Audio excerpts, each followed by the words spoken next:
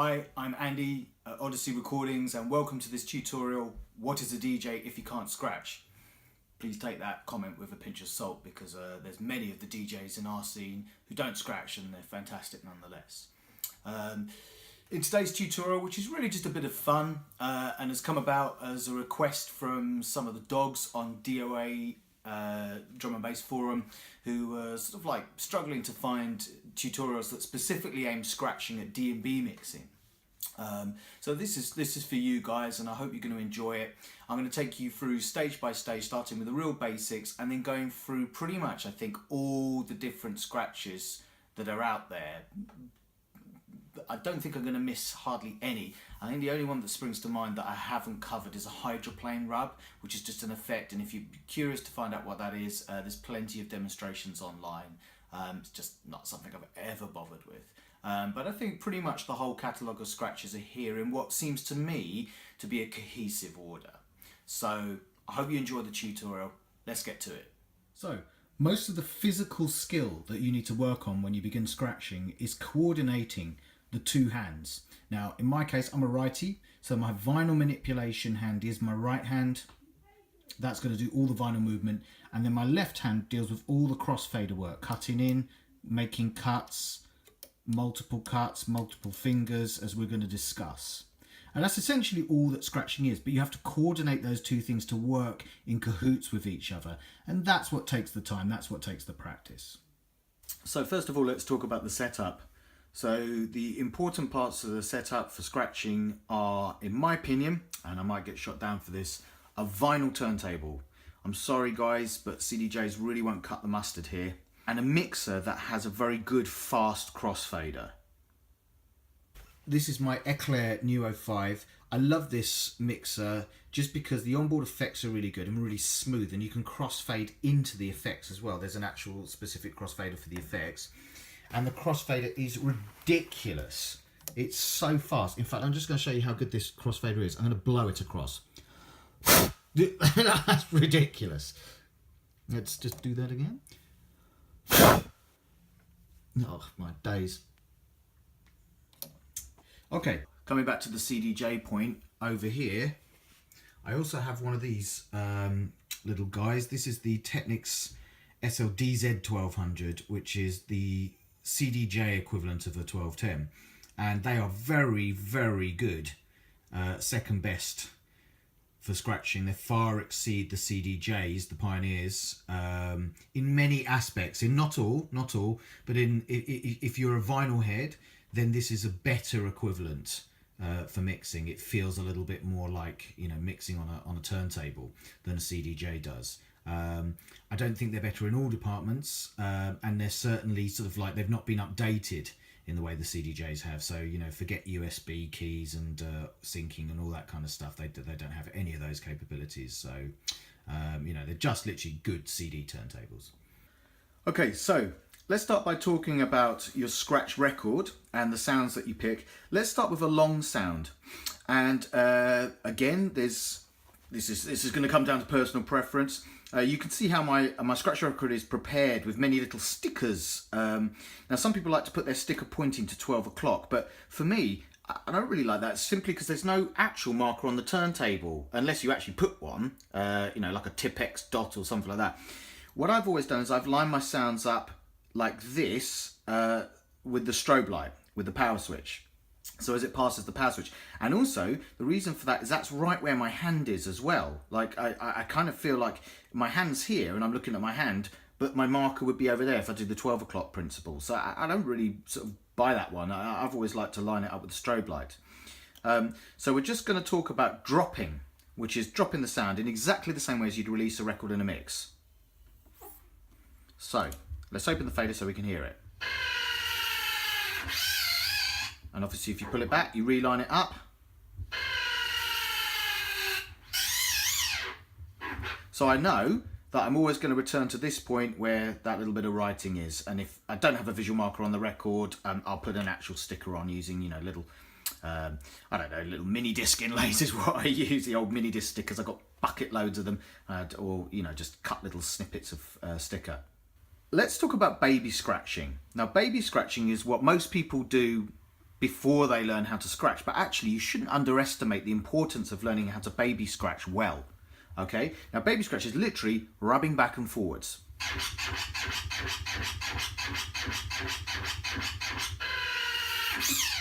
Yeah, so there's no crossfader at the moment. This is purely on the vinyl manipulation. Like I said, do not underestimate practicing this and getting really good at this, because you've got a lot of different techniques. You've got just the simple rub back and forwards, and you've got the release, the drop. So the forward is called a chop, and then the whip back is a chirp. So you're chopping and chirping back and forwards when you rub like that. You should also experiment with the speed. So a more aggressive rub and a dragged backwards. Also experiment with the amount of surface area that you take up. So you can do just small surface area and then cover more surface area. So let's do a baby scratch. Simple baby scratch. Let's put a beat along with it. So this is no crossfader hand at all, baby scratch only.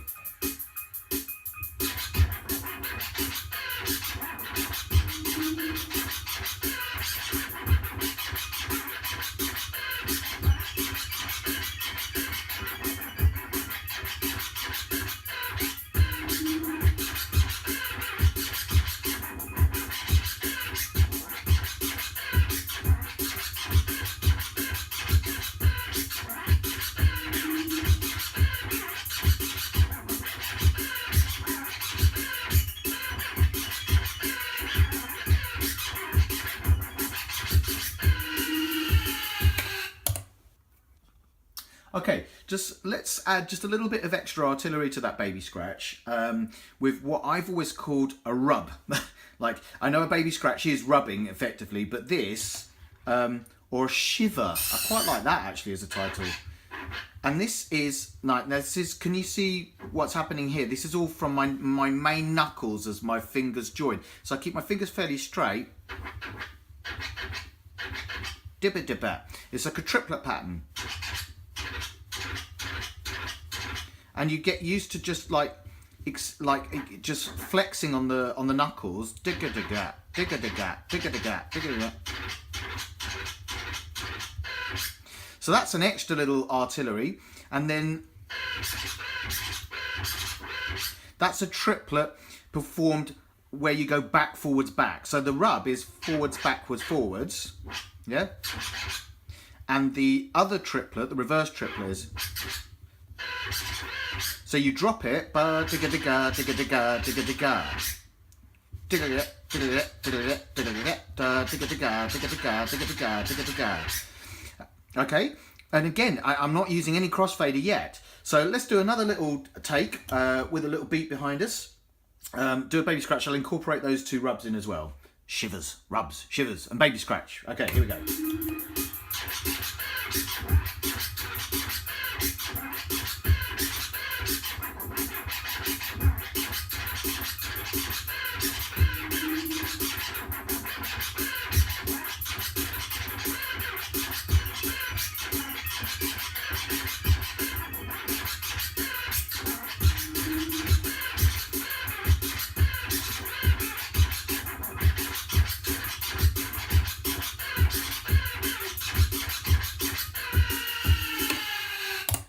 Okay, so let's get involved with the crossfader now. So here's the best way to deal with a crossfader. Let's assume that we're starting normal, we're not using hamster position. What you want to do is you want to trap the crossfader closed with the thumb, not with too much pressure, and then create a C shape. You can rest the other fingers, like little fourth and third finger, on the sort of surface of the mixer plate. In any position that sort of feels nice for you, or you can leave them off if you want, but I just rest them on. And then it's this index finger that taps in. So tap, tap, tap, tap, tap. And the thumb's got enough pressure that once you release that, so first finger, that index finger, cut, cut, cut, cut, cut, the thumb will snap it back into place. Obviously you can't pinch it too tight, otherwise this will just hit a wall. So it needs to be loose enough. And that, again, it's something that's worth really just practicing, getting that to feel nice. Like the thumb, a little bit of pressure, just a little bit of pressure that way, but not really pinching it, so that when the first finger taps in, bang, bang, bang, bang, bang, bang, bang, bang, bang, bang, bang, bang, bang, bang, bang, bang, bang, it comes across and then snaps back. Okay, so let's just start by isolating the drop sound. So I'm just going to release the record, but what I'm going to do is open the crossfader, tap in, and then close it. So the thumb snaps it back into place when I bring the record back. So it's close, in, close, in, thumb close, in, thumb close, in, thumb close. Yeah? And then if I actually manipulate the record, so rather than release and drop, that's the same thing, except now you're hearing a chop. This is a proper chop. Chop, chop, drop, chop, chop, drop, chop, chop, drop, chop, chop, drop, chop, chop, drop. Now it's time to get used to isolating the other part of the sound, which is the back scratch. So that bit, the whip back, only. So you're not getting the forward part at all, you're just getting the back. And the technique's exactly the same. You see how this index finger is just cutting in, and then the thumb snapping back to hide the chop, the front part. So forwards is silent, whip. Forwards.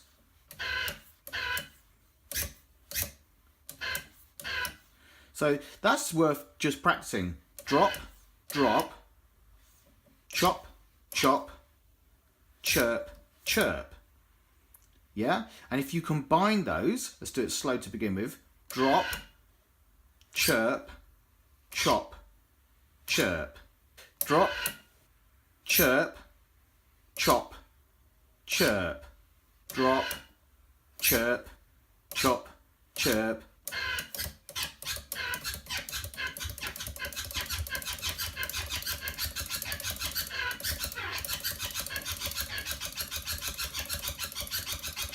And you see how that makes a difference now. So the baby scratch, digga, digga, digga, digga, digga, digga, digga, digga. It's the same rhythm, but it's so much more cut up and neat. So it's tightened the heck out of that baby scratch. So yeah, and of course now some of these like smaller movements that we were looking at.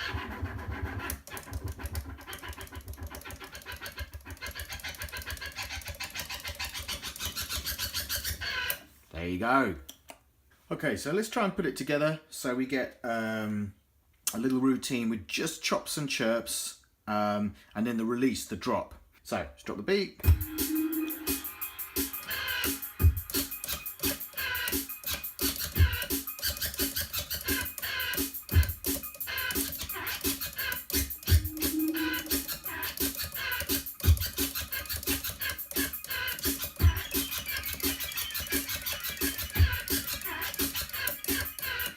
Let's add the rubs.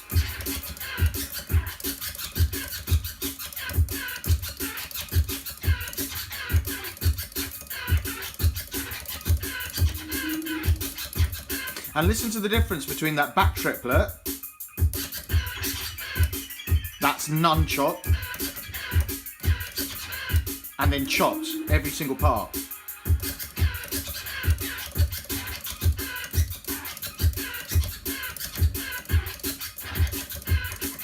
Oops.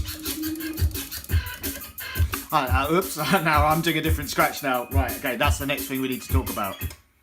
Just before we do move on, I want to just talk about the chirp that I'm doing where I'm dragging. Now, this is actually a slightly different scratch anyway.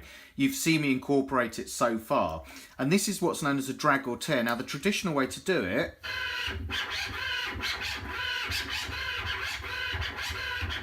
is you're dragging it back in two parts. But quite often when it goes sort of like fluid, it just goes like it's one fluent, like that, like a slow to fast chirp, like that. And when you combine it in a sort of in a row, you get this drag back, and then followed by a little quick chop. Yeah, I don't really do these in the traditional drag way, not proper tears. Like I can do them, but I just don't tend to. I tend to do a more fluid.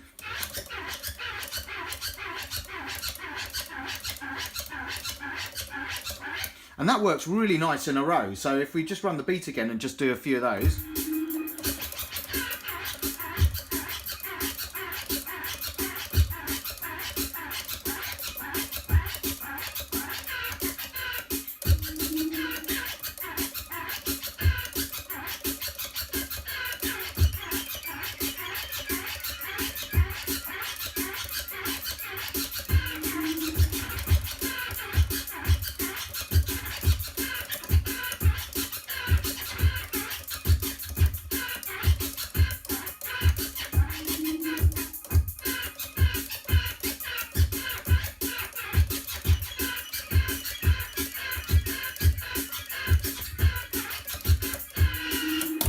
Now, as far as I'm concerned, and I know I'm probably not alone in saying this, I think this next technique is one of the most important ways to tie all your patterns together. It's literally like glue. It's like good glue that holds the patterns together. And I'm referring to a technique that originated actually on these silver switches, the transform switches that transform the signal between the phono, the deck input, and a line input, which is something else, like a CD player, all right?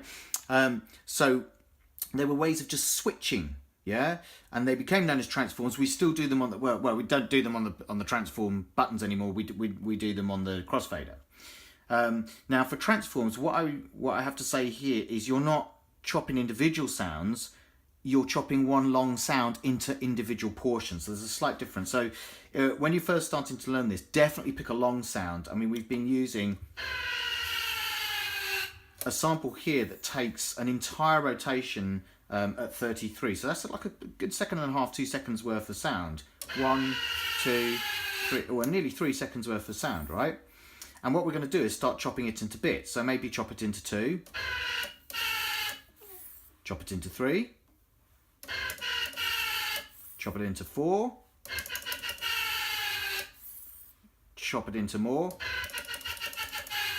I'm not going to count that. And you just, as long as you can be creative and inventive with your rhythms, like little triplets.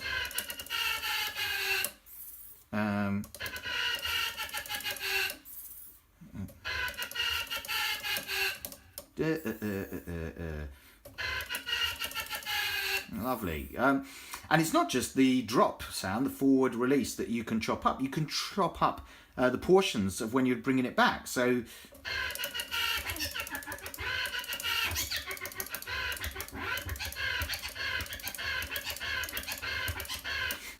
let's sort of talk about some of the different rhythms that you can do. So what I really love is 2 forward, 1 back. And if you get that to roll, 2 forward, 2 back.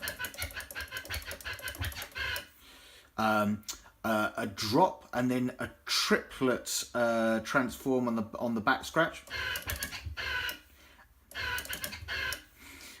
Carrying the triplet over. So you're just getting triplets rolls. Loads of multiple ones on the forward and multiple ones on the back.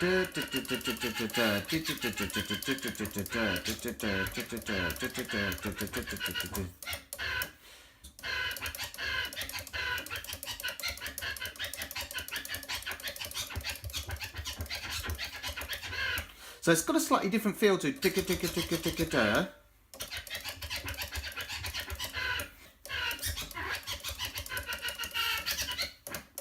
Oh, I love that little one on the whip back.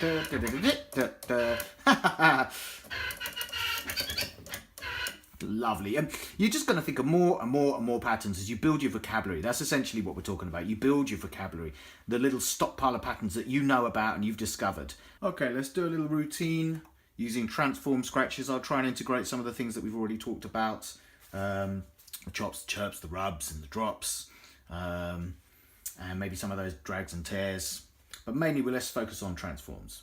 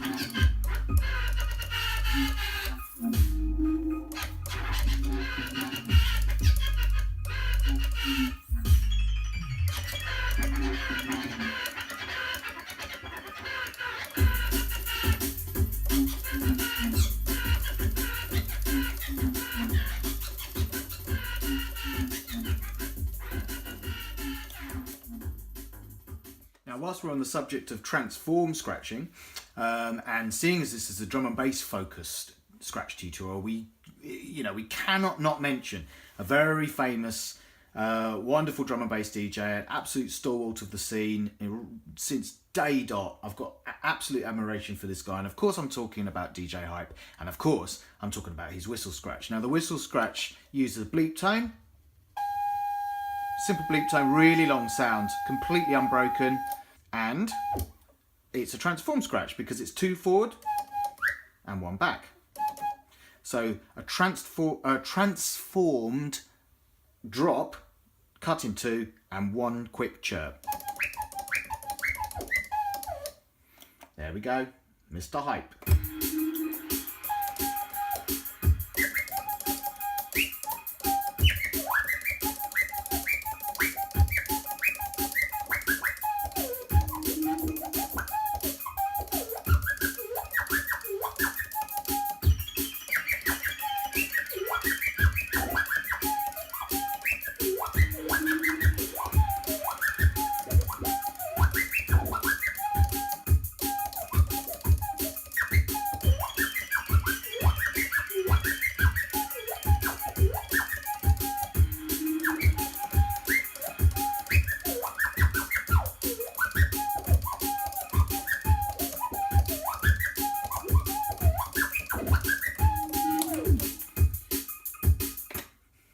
Nearly as good as the man himself, but not quite. Okay, so all the scratches that we talked about, the drop, the chop, the chirp, the tears, drags, and the little shiver rubs, and of course the transforms that we've just talked about as well, they're all the traditional old school scratches, the foundation scratches. And I've got to be honest with you, I think they are really awesome scratches, and I think you can do absolutely loads with them. I think they tend to sound really, really tight, really, really rhythmic, really, really funky, and I would dominate my scratch patterns, or routines, should we say, with old school scratches. And then every now and again, it's nice to have some of what we call the new school scratches, the second generation scratches. We're 2018 now, so they're hardly new school, really. They've been around for ages. Now, the principle's different. In all the traditional scratch patterns, you start with fader closed, i.e. this is making no noise, and you open it for the sounds that you want and then close it back up again. The new school scratches are entirely different. They reverse that thinking in that you start open, and you get little chops, little cuts made by closing the fader and then bringing it back open. It's literally like reverse thinking. This is why I absolutely don't recommend that people start with them. I think nail the real traditional ones, get them really good, get them really solid, and then start to work on these, and you can integrate them.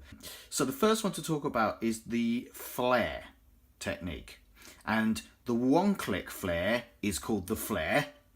And then there's a 2-click flare known as an orbit, but they're both flares because they both use the same technique. It's just about whether you put 1 click or 2 clicks in.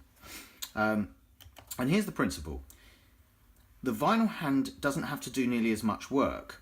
They're a bit of an illusion scratch. So your vinyl movement is just forward and back. Burr, burr, burr, burr. So you're getting 2 cuts already just with the forward and back motion. Yeah? And then what you do is you put a cut inside the movement, so it's like that, and then you do one on the back the same. Caterpillar, yeah, 4 parts. Yeah, so in terms of cuts, you're only putting 2 cuts, and then the forwards and back where you change movement are what giving you the other 2 cuts. Yeah, yeah, difficult to do them slow.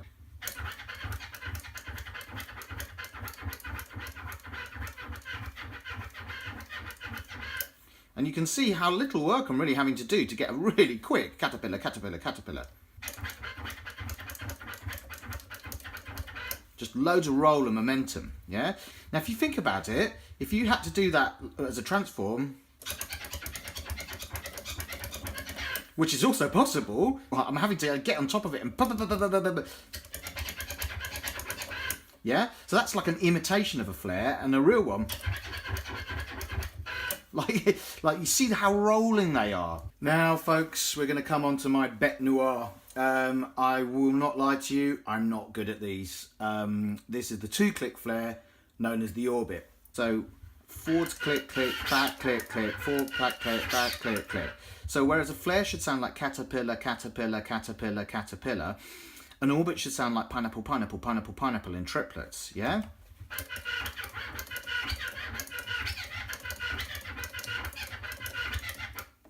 That's completely correct. I'm almost quite pleased with that as a clean orbit. It's just not as good as it ought to be.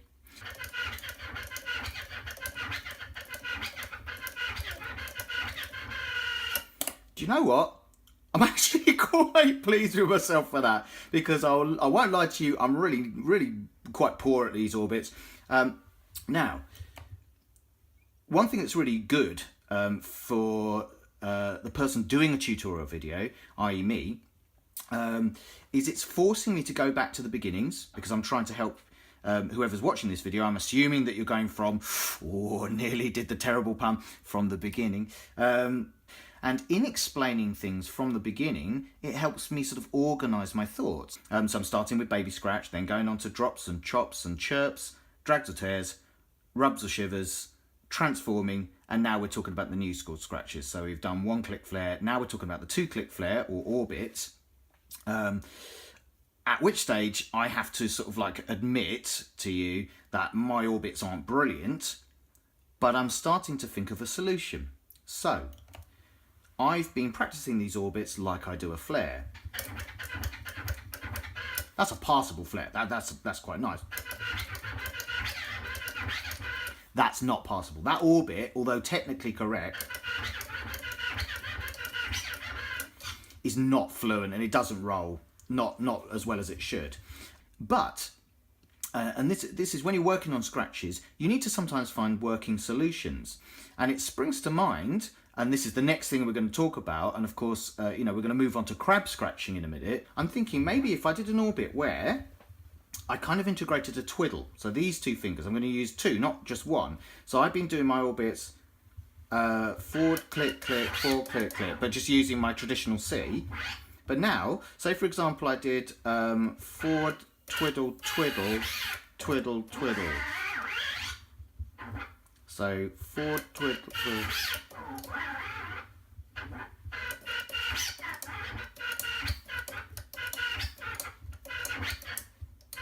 That's sort of beginning to produce an orbit.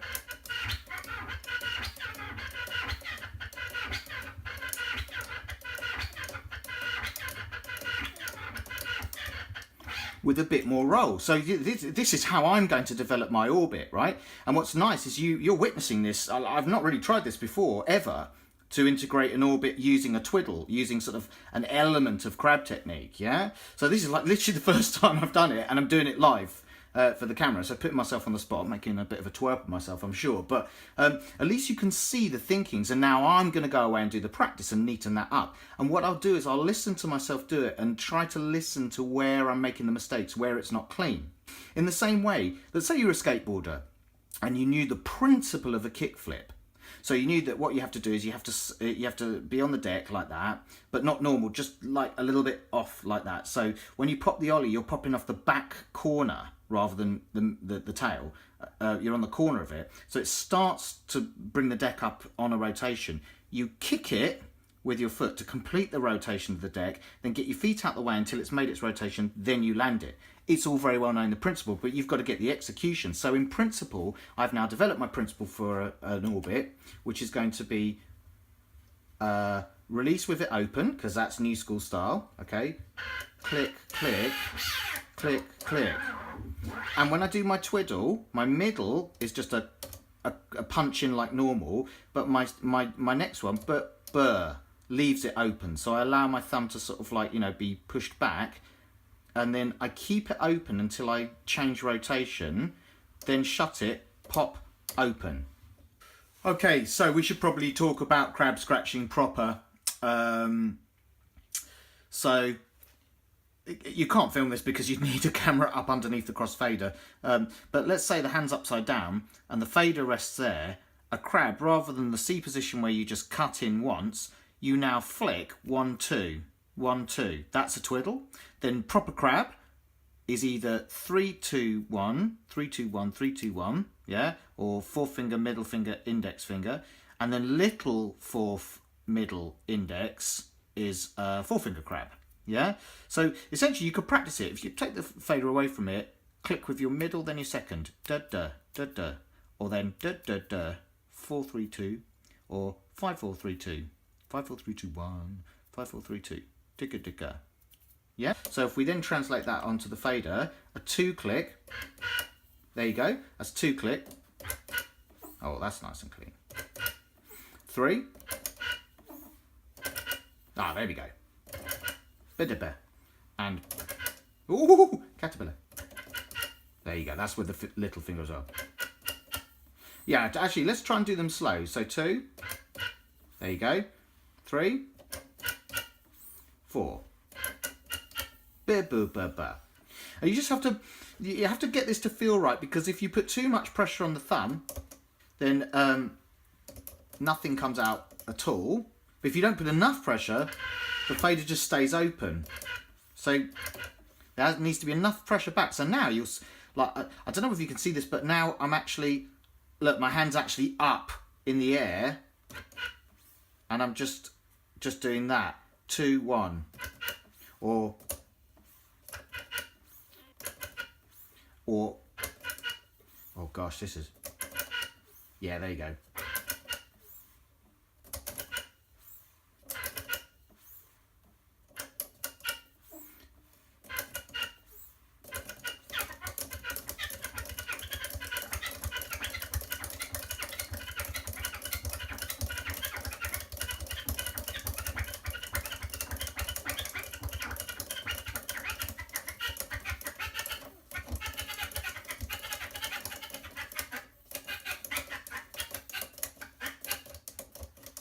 Trying to do that slow is not fun at all.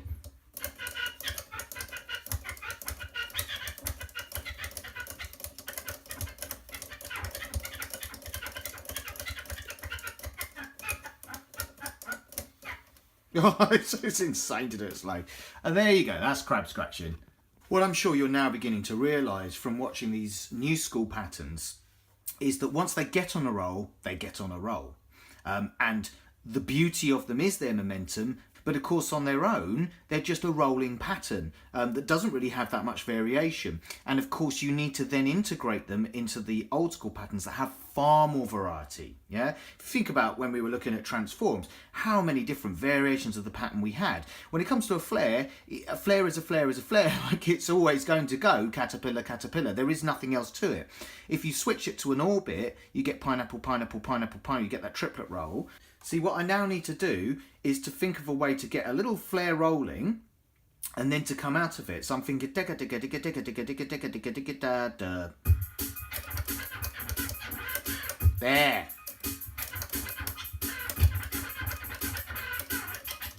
And then of course I need old schools.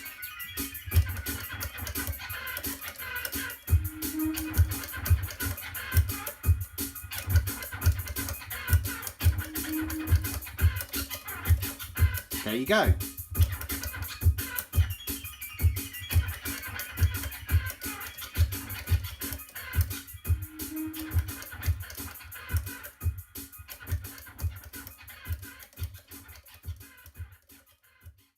Okay, so let's maybe do a little pattern with some of these new schools. I don't know how this is going to go because, as you've now seen, I'm not fantastic at these, but there we go.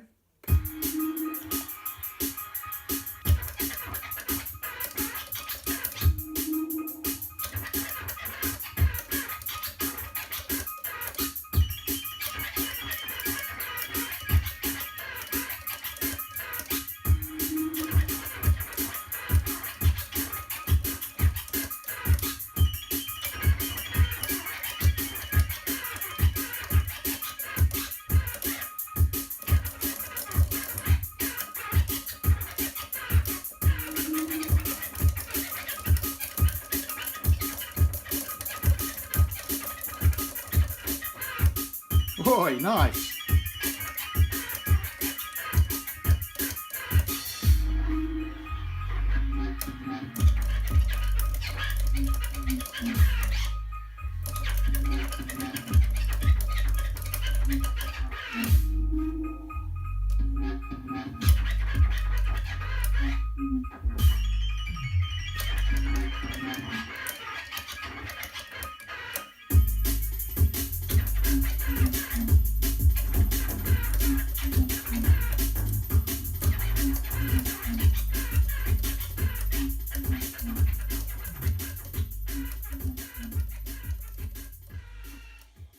So these are just a little bit of a rolling momentum from a new school scratch and then breaking back out into the old ones. And some of those, some of the crabs, you have to get on top and then sort of like bring the hand back down into the C position. Okay, so to end with, let's just talk about a couple of little hidden extra ones, cheeky extra scratches that you can do just to beef up your vocabulary. The first one I want to talk about are bubbles, and I personally think these are a cheeky little hidden weapon, bubbles. I don't really sort of hear them done too much, so a bit of a secret weapon. Essentially they're just a baby scratch, but you create extra character by thickening and thinning on the mid pot. You can't do it with the bass or the treble. I find that the mids are the most successful for sort of like really almost wiping the scratch out. So if we take our sound here, see there's barely there. And then I can really thicken it out. So once you start to get rotating on the mid pot,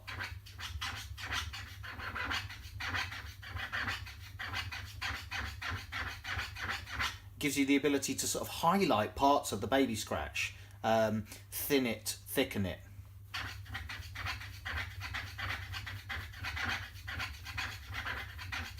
Again, because it's a new school scratch, it operates on momentum, yeah? So if we put that with a beat,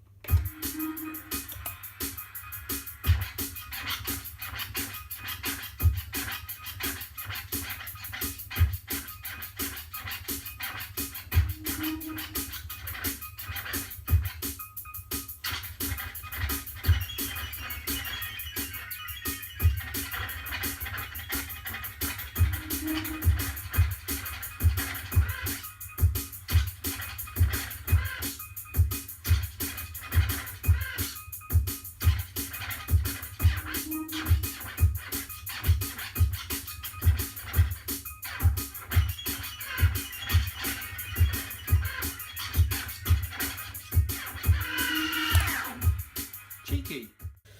Then there's the tweaks. Now tweaks are where the vinyl's not moving when you do your scratch.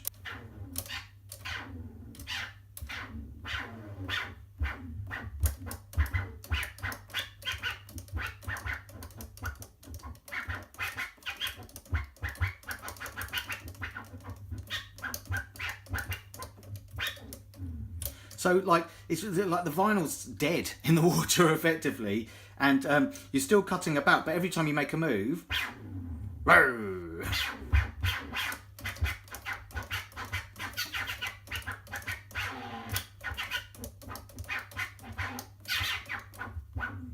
so if you've got the vinyl going,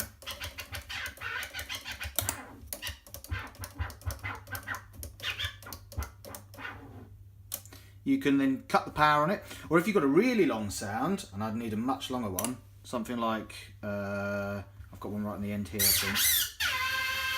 Turn the power off, so that's transforming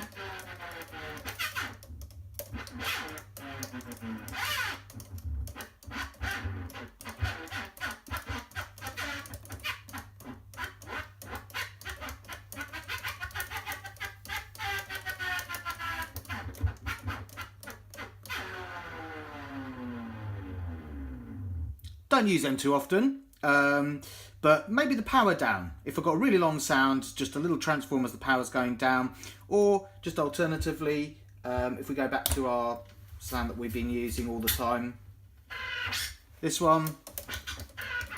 So you're in the middle of a scratch, and then just kill it.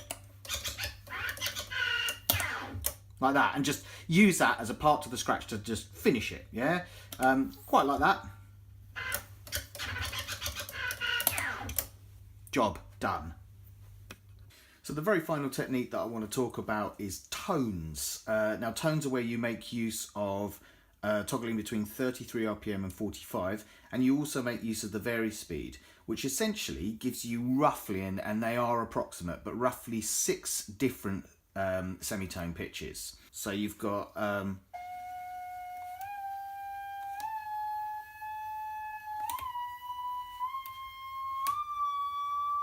it's like a little ascending scale there.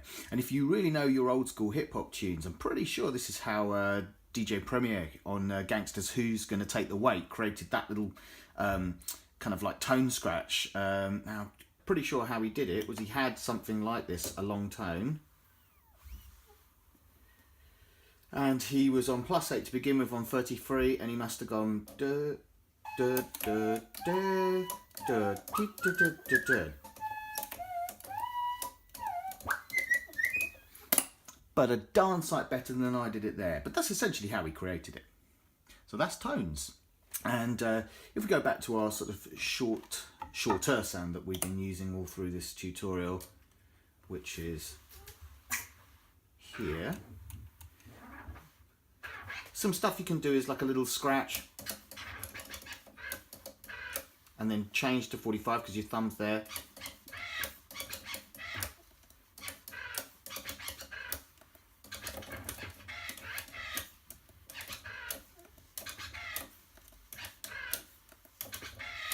Just stuff like that.